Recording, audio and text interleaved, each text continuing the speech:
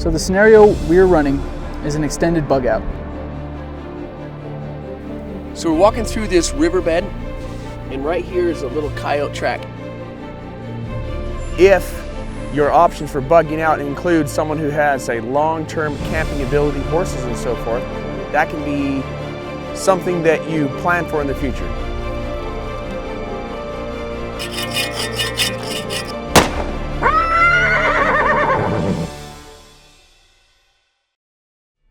My name is Tyler. I've been in the military since 1995 and law enforcement since 2006.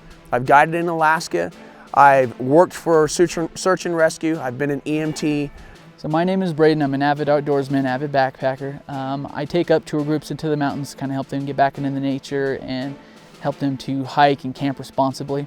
Okay, so you can bug in and you can bug out. So the scenario we're running is an extended bug out, which means any sort of catastrophe or calamity. And so what we did is we got all of our packs together in the, real early in the morning.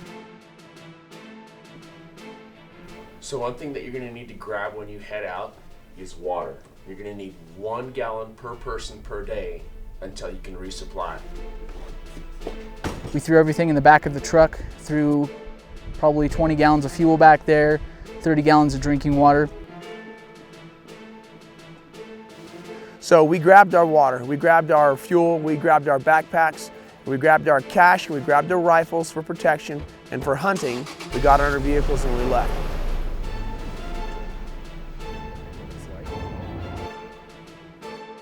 So we stopped partly on our way to our bug out location because of this. This is juniper bark, and basically this makes some of the best nesting material I've ever used.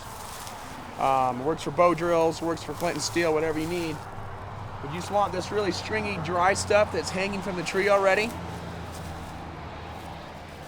That way it's not wet. I'll grab that stuff and throw it back in my truck. We drove for about half a day and met at a prearranged location with our friends, the Flying J Outfitters.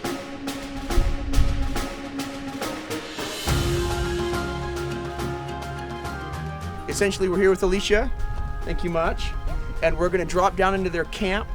This will help us simulate a prearranged location that you can go to with either bringing your stuff to add to the situation or coming in on someone else's stuff.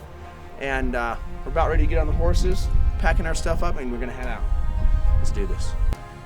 There's different levels of preparedness that you can go through to cover different scenarios or different situations. If you start at the bottom level, it would be something like an everyday carry. We're talking about maybe a cell phone for your communications, identification money, pocket knife, just the basics. So you can go from that everyday carry, then you step it up a notch and you have what we call a get home bag. It's just a small bag that has the basic essentials that gives you the ability to sustain maybe 72 hours.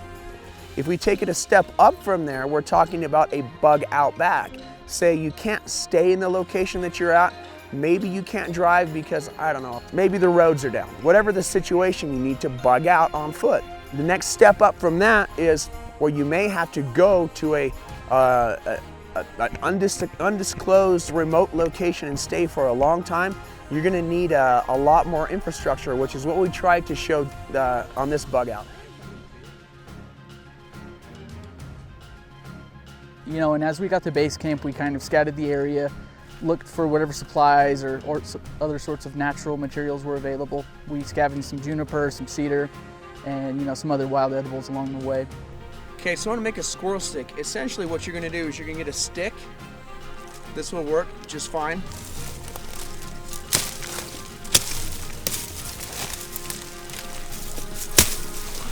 And then you trim it clean. What I'm using today is the CRKT Chogan.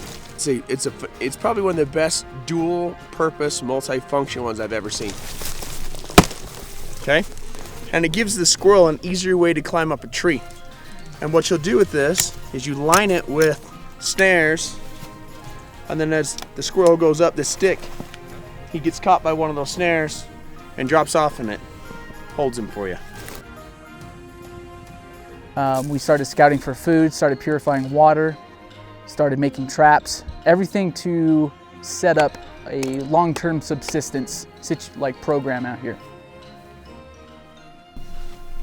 With rabbits and other animals that kind of scurry about on the ground,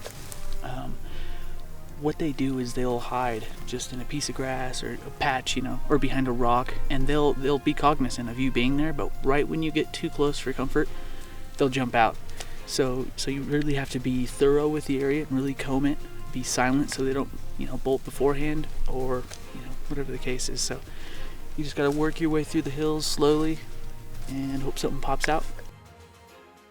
So we're gonna build an upside down fire. Basically the way that works is you want your fire to go from the top down, and that way you have a more sustained, lengthy burning fire. Earlier today we pulled over and grabbed some juniper bark on our way up, and now I'm gonna show you why. If you take this juniper bark out, it makes an awesome nest. In order for that to work really well, you gotta grind it up until it's fine and powdery. And I'm putting it on this smoldering smoke spot, because this is what's gonna start a fire without a lighter. We're gonna take an old fire, put a good nest on it, and it will start all by itself. Okay, so there's our logs. Normally I put another one right here, but that's what's gonna start a nest on fire. Then what I'm gonna put is some smaller logs on top of that and a little teepee. Once this gets going, as you can already see, it's smoking. Once this gets going, we'll transfer that into the little teepee.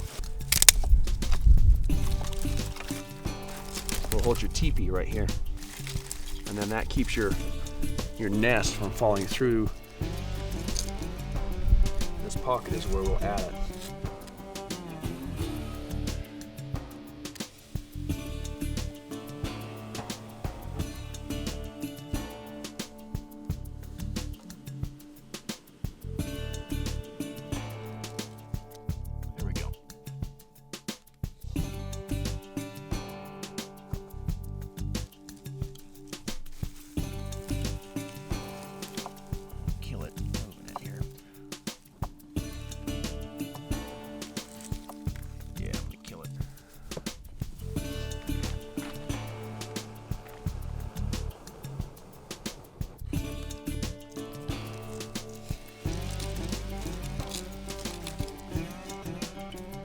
We basically used an old coal from a previous fire.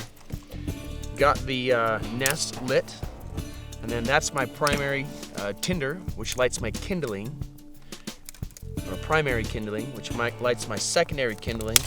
Once that secondary kindling is actually hot, then we get convection, which is essentially the drying of the sticks. Once that happens, then it moves its way downward through these larger logs, and this will keep this fire burning for maybe 2 o'clock in the morning. If you get a couple big ones in it.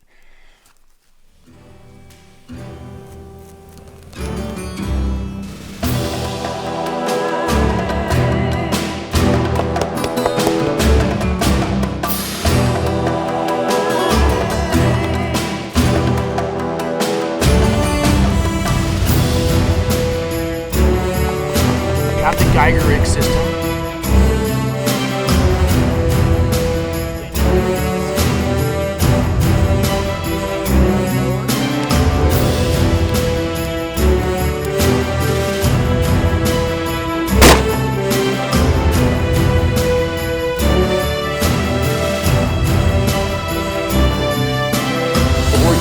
Ham radios.